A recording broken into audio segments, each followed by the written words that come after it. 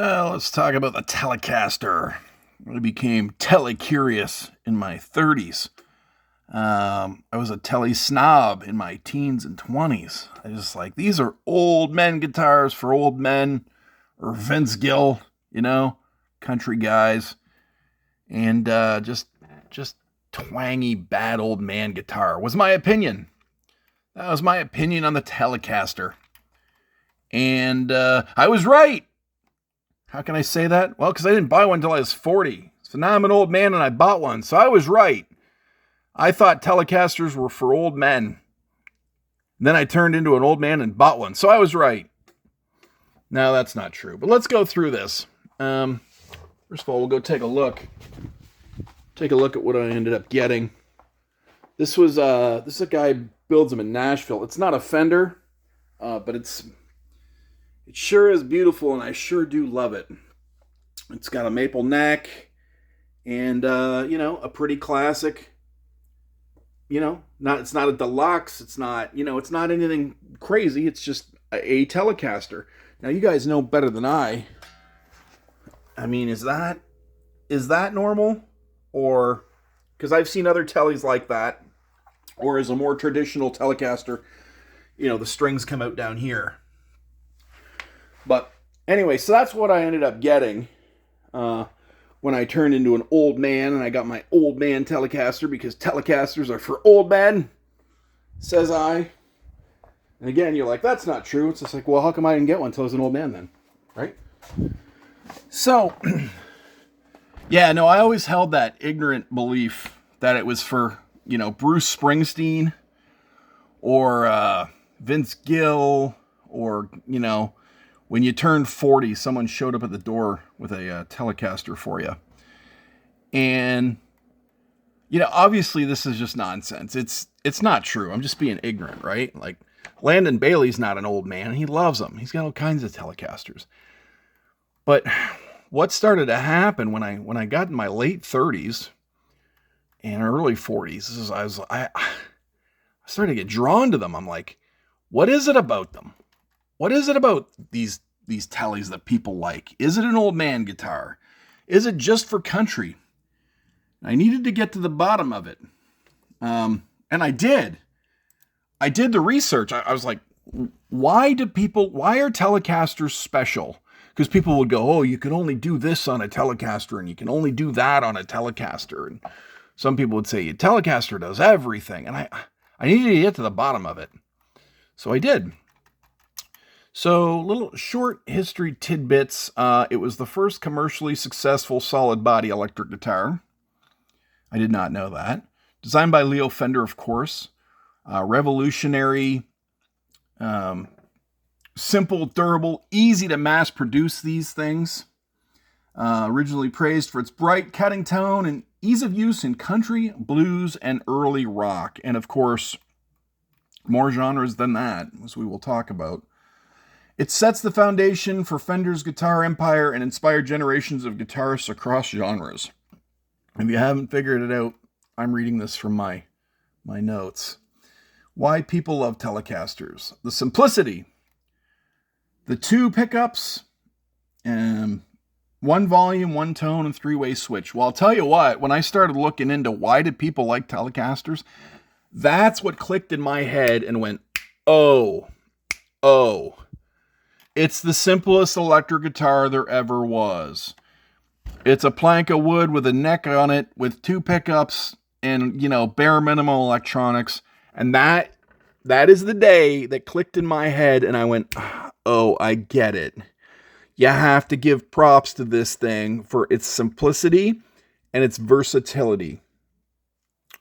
The feel is known for a snappy, direct response. It's got the iconic look, the slab body, and the headstock.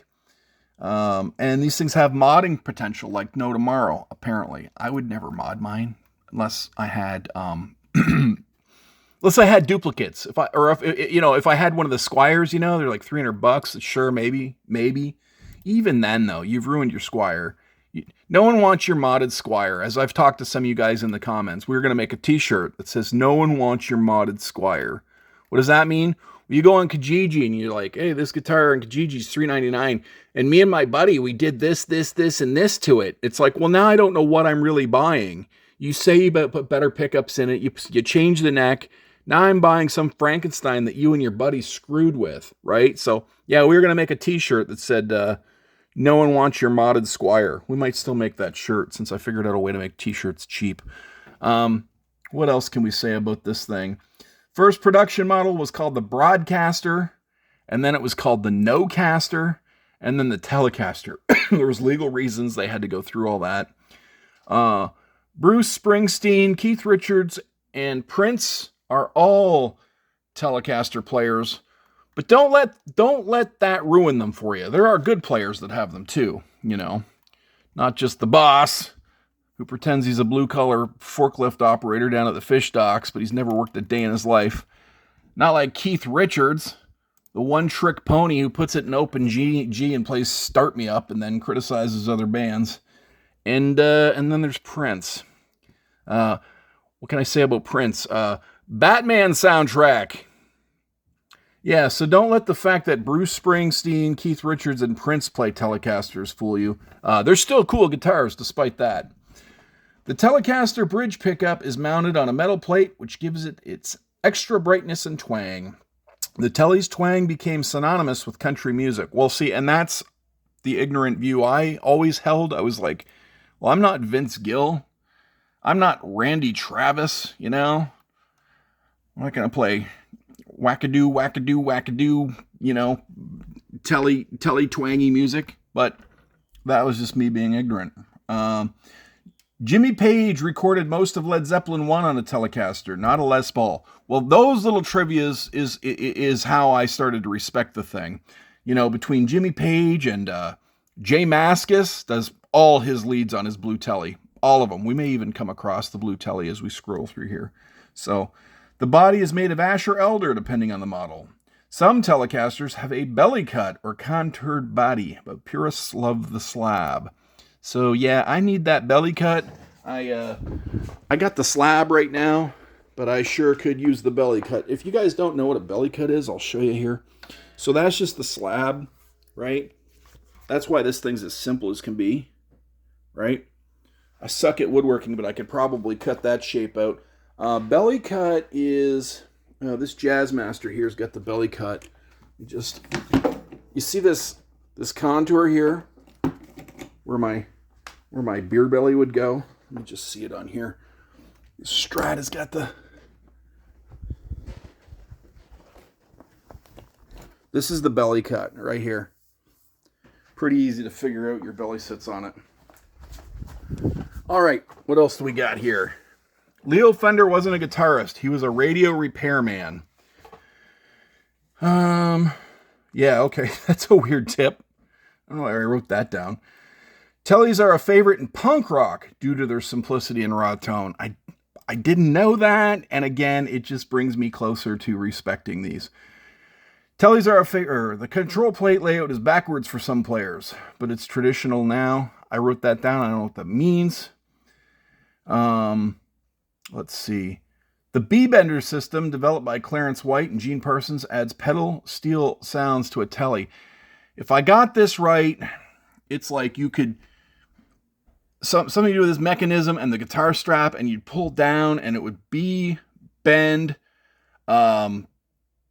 It would bend the B string for you. My uncle had one. He said it was the heaviest guitar he ever had, and he regrets selling his B-Bender.